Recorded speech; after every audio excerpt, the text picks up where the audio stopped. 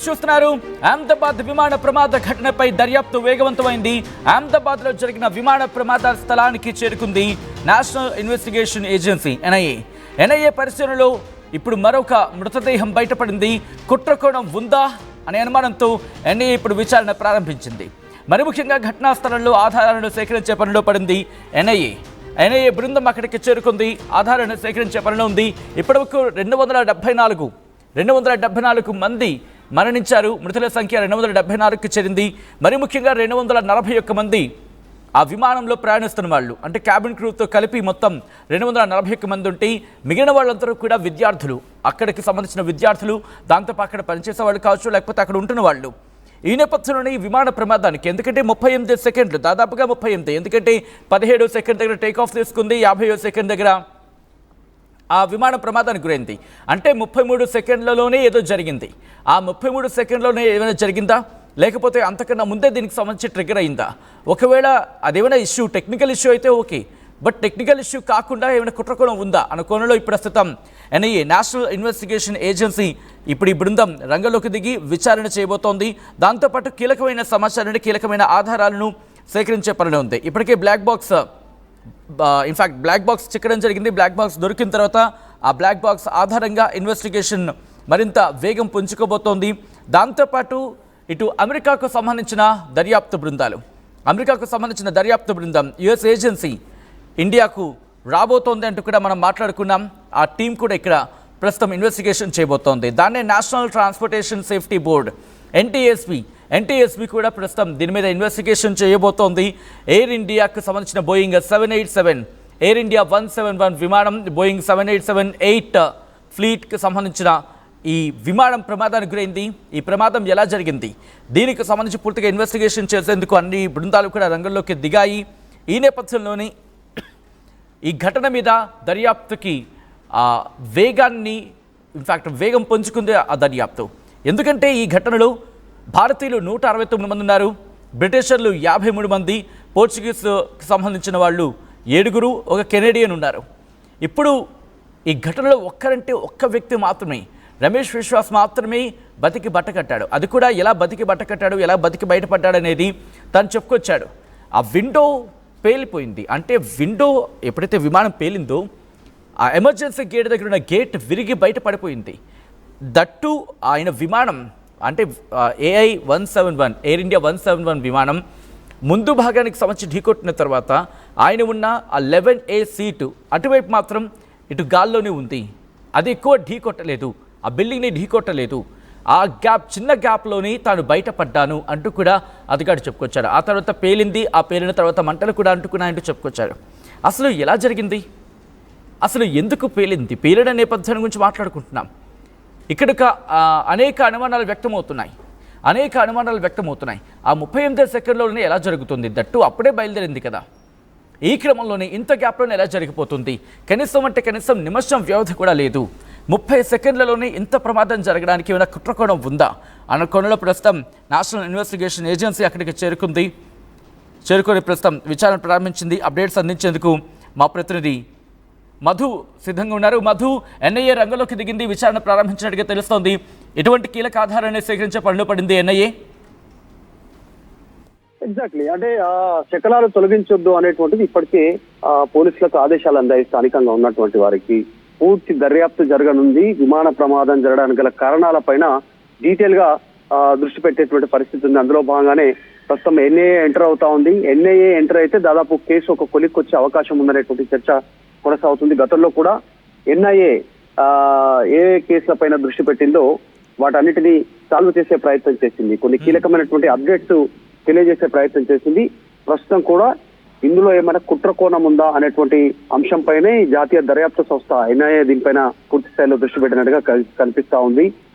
విమాన శకలాలను ఊరు ముట్టుకోవద్దు, ప్రమాద స్థలిలో ఏదైతే ఘటన జరిగిందో యాజ్ ఇట్ ఈజ్ అట్లనే ఎవ్రీథింగ్ ఏం ఎలా అలాగే ఉండాలని చెప్పినటువంటి సిచ్యువేషన్. మళ్ళీ ఒక శవాన్ని, ఒక మృతదేహాన్ని కనుక్కున్నట్టుగా చెప్తా ఉన్నారు. డీటెయిల్స్ లోకి వెళ్తా ఉన్నారు. నిజంగా కుట్ర ఉందా లేదా అనేటువంటిది. అసలు ఆ విమానం బయలుదేరేటువంటి సమయంలో జనరల్ గా చెకప్ ఉంటుంది ప్రతిసారి కూడా. అన్ని ఓకే అంటేనే, అంటే విమానం కండిషన్ లో ఉంది, వెళ్లే ప్రయాణానికి సిద్ధంగా ఉందనేటువంటిది ధృవీకరించేటువంటి వ్యక్తి ఉంటారు. ఆయన ధృవీకరించిన తర్వాతనే విమానం టేకాఫ్ అయ్యే పరిస్థితి ఉంటుంది. సో తనిఖీ చేసేటువంటి సమయంలో నిర్వహణకు సంబంధించినటువంటి లోపం ఏమైనా కారణమా అనేటువంటిది పైన దృష్టి పెడతా ఉన్నారు. తర్వాత డీజీసీఏ హెచ్చరికలను ఎయిర్ ఇండియా పట్టించుకోలేదా అనేటువంటిది కూడా దృష్టి పెడతా ఉన్నారు. అసలు డీజీసీఏ ఏం హెచ్చరికలు జారీ చేసింది అనేటువంటి అంశాలపైన దృష్టి పెడుతున్నట్టుగా తెలుస్తా ఉంది. తర్వాత విమానంలో ఉపయోగించేటువంటి ఫ్యూయల్ ఏదైతే ఉందో ఆ ఫ్యూయల్ ఇంధనాన్ని ఏదైనా కల్తీ జరిగిందా, దాని నాబ్ ఏమైనా క్లోజ్ చేశారా, విమానానికి ఇంజన్లకు సప్లై అయ్యేటువంటి విమానంలో ఉన్నటువంటి ఇంజన్లకు సప్లై అయ్యేటువంటి ఇంధన పైప్ కి సంబంధించిన న్యాబ్ ఒకటి ఉంటుంది.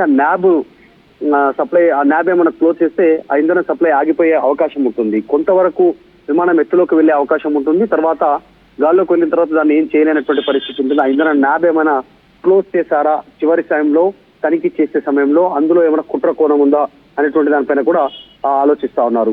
ఎందుకు టేకాఫ్ అయిన తర్వాత అంతా ఓకే అని చెక్ చేసి టేకాఫ్ అయిన తర్వాత గాల్లోకి వెళ్ళిన తర్వాత ఇంకా పైకి ఎందుకు విమానం ఎగరలేకపోయింది, దానికి గల కారణం ఏంటి, అక్కడే కొంతవరకు ఎగిరి కుప్పకూలాల్సినటువంటి పరిస్థితులు ఎందుకు తలెత్తాయి, దానిపైన దృష్టి పెడతా ఉన్నారు. మొత్తానికి ఇన్వెస్టిగేషన్ ఏజెన్సీకి ఇప్పుడు చేస్తున్నటువంటి వాడికి అంతు చిక్కడం లేదు కాబట్టి ఎన్ఐఏ రంగంలోకి దిగుతా ఉంది.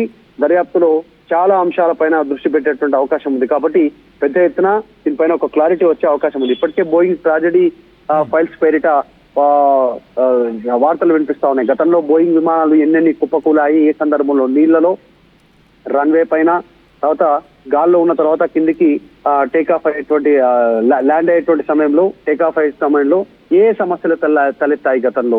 సో ఇప్పుడు ఈ బోయింగ్ విమానం అహ్మదాబాద్ లో ఉన్నటువంటి విమానానికి చివరి టైంలో ఏమి మేడే కాల్ పేరిట బ్లాక్ బాక్స్ లో రికార్డ్ అయింది కాబట్టి ఆడియో ఏం సమాచారం దాంట్లో ఉంది, నిమగ్నమైంది అనేటువంటిది క్రోడీకరించేటువంటి పనిలో ఉన్నట్టుగా తెలుస్తా ఉంది. మొత్తానికి చాలా పెద్ద ఎత్తున దర్యాప్తు తీర్మానం కొనసాగుతుంది. చాలా సీరియస్ గా ఉంది. ఒకవేళ కుట్ర కోణం ఉందా అనేటువంటి ఆలోచనలో భాగంగానే ఎన్ఐఏ ఇంట్లో ఇన్వాల్వ్ అవుతున్నట్టుగా తెలుస్తా ఉంది. సచిన్ రైట్ మీద ఒక్కసారి మీరు లైన్లో ఉండే ప్రయత్నించండి. మరి ముఖ్యంగా ఇప్పుడు అనేక అనుమానాలు వ్యక్తం అవుతున్నాయి. ఈ ఘటన వెనకాల అల్-ఖైదా ఏమైనా ఉందా, లేకపోతే దాంతోపాటు ఇటు పాకిస్తాన్ హస్తం ఏమైనా ఉందా, ఇవన్నీ కూడా ప్రస్తుతం ఇన్వెస్టిగేషన్లో తేలే అవకాశం ఉంది. కుట్రకోణం ఏమైనా ఉంటే కనుక దాని వెనకాల ఎవరి హస్తం ఉంది, పాకిస్తాన్ ఉగ్రవాదులు ఏమైనా కుట్ర పన్నే ప్రయత్నం జరిగిందా, ఇవన్నీ కూడా ప్రస్తుతం ఇన్వెస్టిగేషన్లో బయటకు వచ్చే అవకాశమే కనిపిస్తోంది. ఈ అంశానికి సంబంధించి లోతైన దర్యాప్తు చేస్తుంది. ఇప్పటికీ అక్కడికి చేరుకుంది నేషనల్ ఇన్వెస్టిగేషన్ ఏజెన్సీ. చేరుకొని ఆ శాంపుల్స్ని సేకరించే పనిలో పడింది. ఎయిర్ ఇండియా 171 ఈ విమాన ప్రమాదానికి కారణం ఏంటి అనుకోనిలో పూర్తి స్థాయిలో దర్యాప్తు చేస్తుంది. ఒక్కసారి ఆ సెకండ్స్ని మీరు చూస్తున్నారు కదా, అది ఫుల్ ఫ్రేమ్కి వెళ్ళే ప్రయత్నం చేద్దాం. మీరే చెప్పే ప్రయత్నం చేయండి. ఎందుకంటే ఆ సెకండ్స్ ఫ్రమ్ ద బిగినింగ్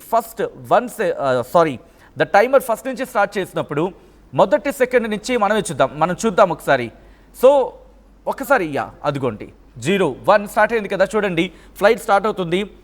4వ సెకండ్, 5వ సెకండ్, 6, 7, 8, 9, 10, 11, 12, 13, 14, 15, 16, 17 సెకండ్ దగ్గర టేక్ ఆఫ్ అయింది.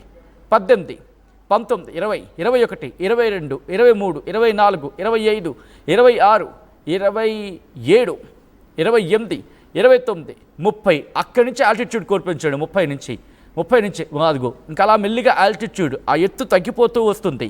ఆ తర్వాత మీరు చూస్తే 30 తర్వాత 38, 40, 41, 42 ఇంకా అవకాశం లేదు. ఇంకా 43, 44, 45, 46 ఆ పక్షి అది ఇన్ఫాక్ట్ దాని రెక్క కనిపిస్తుంది 48 వరకు కూడా. 49, 50 అంతే.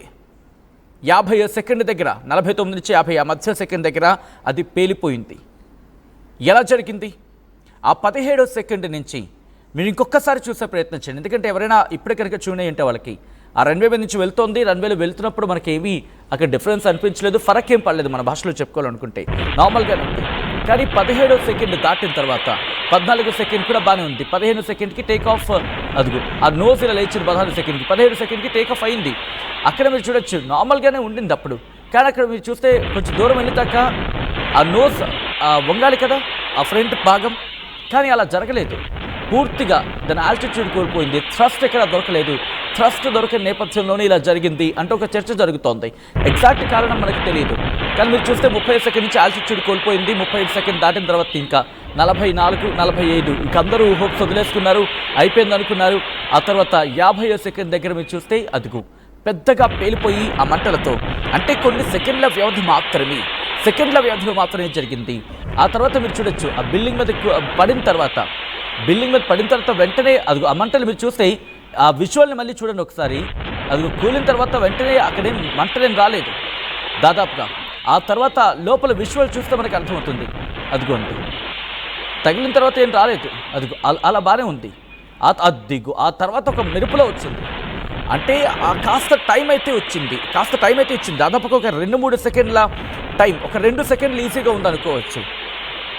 ఢీ కొట్టిన తర్వాత 2 సెకండ్లు, ఎందుకంటే దాంట్లో 1,25,000 లీటర్ల ఫ్యూయల్ ఉంది.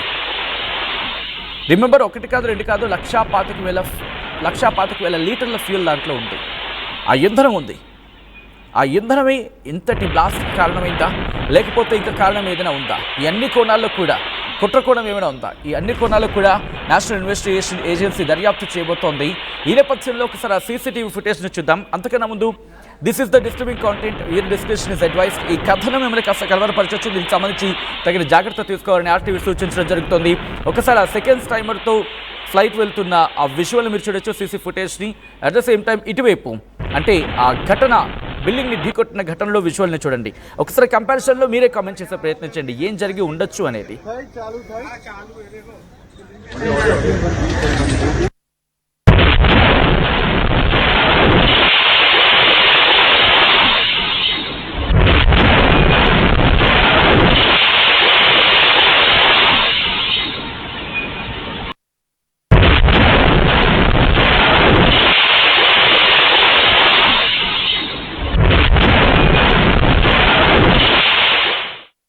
$148 plus student-led startups, 11 exited startups, 12 cash flow positive startups. KL deemed to be university.